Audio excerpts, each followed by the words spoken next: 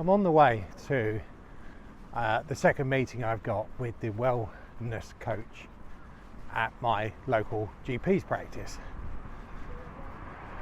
Now, I was invited along to these because when I did the health check with them a while back, I am considerably overweight and they were concerned. I think we did the blood pressure and weight and stomach measurement, which was a very high 44 inches, so I'm a foot further round than I was in my prime, and the nurse who talked to me was quite horrified, and she said my chance of having a heart attack by the time I was in the next 10 years was something like about 15%. No, I didn't think they were particularly bad odds, but she wasn't very happy with it. But more to the point, I wasn't happy with, the kind of position I was now in. As I said, I think in the last video, I weigh something like, well, at the beginning of this year, I weighed 20 stone, 280 pounds, which is not a good place to be, really.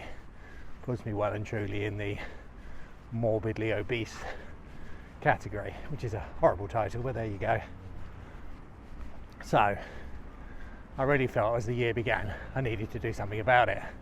I was already aware that my weight and body size was not particularly great. Retirement had meant kind of easy living, really. We were enjoying, my wife and I were enjoying kind of meals out and taking time to prepare meals at home, and having a gin and tonic before dinner and maybe a couple of glasses of wine with dinner quite frequently, because what the hell, wasn't a school night, didn't have to get up the following day, so why not? But this didn't add to my weight. So at the beginning of this year, as I say, I made and after the meeting with the nurse, I'd made a conscious decision really to do something about it. And at the gym, I started to do incline walking on the treadmill. I'd watched lots of video adverts.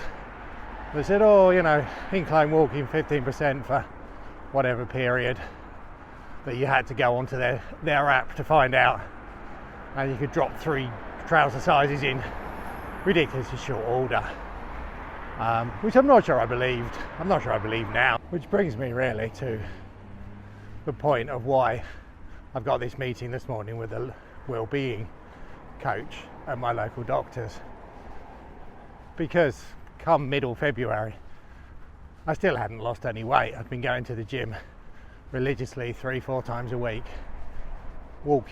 incline walking for anything up to an hour at a time, plus the 25-minute walk to and from the gym as kind of warm up and cool down, and it wasn't having any real effect.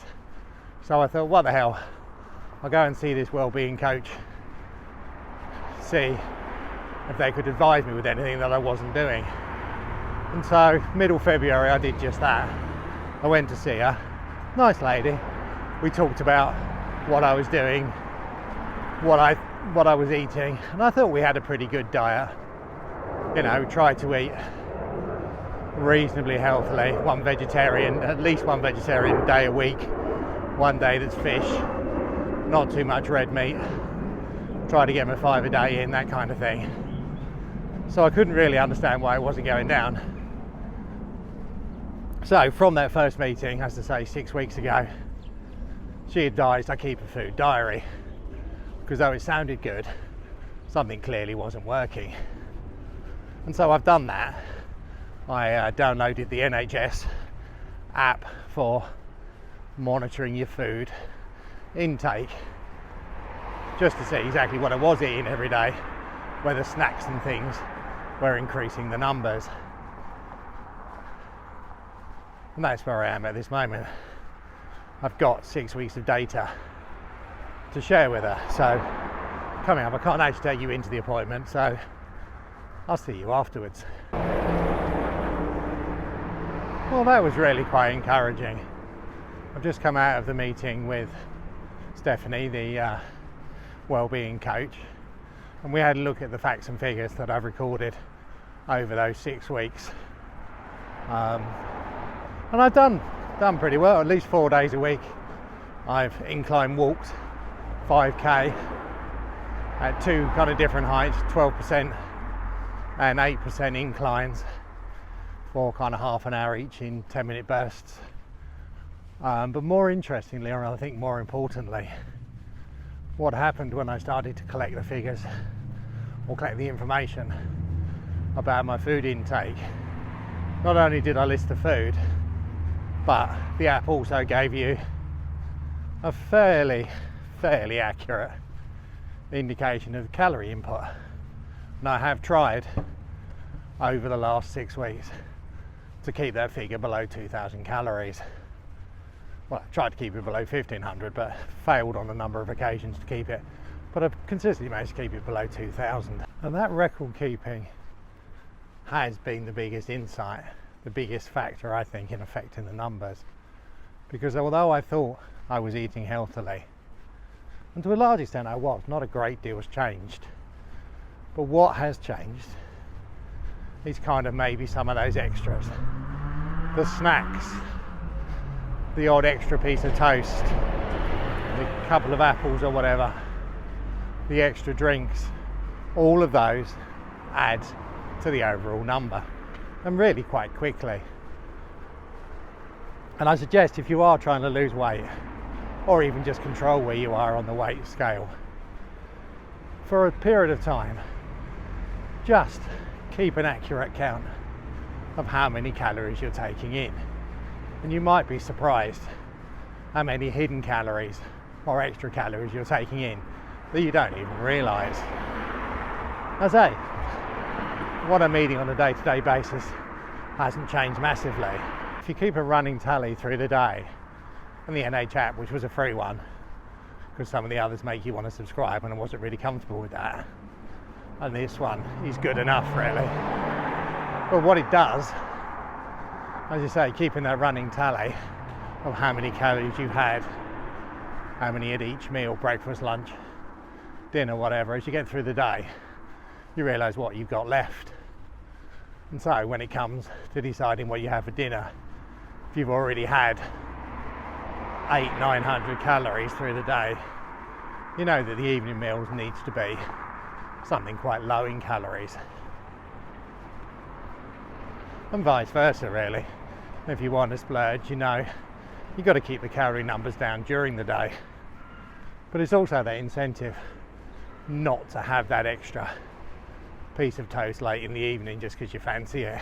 If you've looked at the numbers and you're already up to your 2,000 or whatever number you've calculated that you need, once you know you're up at that number, you can think, no, I won't have it, I don't need it, and it'll push me over the number. And I think it's that mindset more than anything else that's helped, because I have in the last month lost a stone, 14 pounds less than I was when I went to see the well-being counsellor, coach, whatever her title is, 6 weeks ago. And that's fantastic. That's the first time it's happening. But it's put me on that positive path, which I'm hoping I can sustain now. Not sustain, even keep going, improve upon. The word day is after weeks 3 and 4 that I really tried to keep my intake to below 1,500 calories. And that's really not as hard as it sounds, just by picking the right foods, lots of vegetables and that kind of thing, no processed foods, all the things that hide calories and make it worse. I've also kept the exercise up, and hopefully that will get easier, not only as I get fitter, but as I get lighter, which is all to the good. So, a very impressive, well, for me at least, and certainly very encouraging first 6 weeks of really trying to work hard to monitor what I eat. So long may it continue. So this won't be next week's video, but we'll come back to this again in the near future.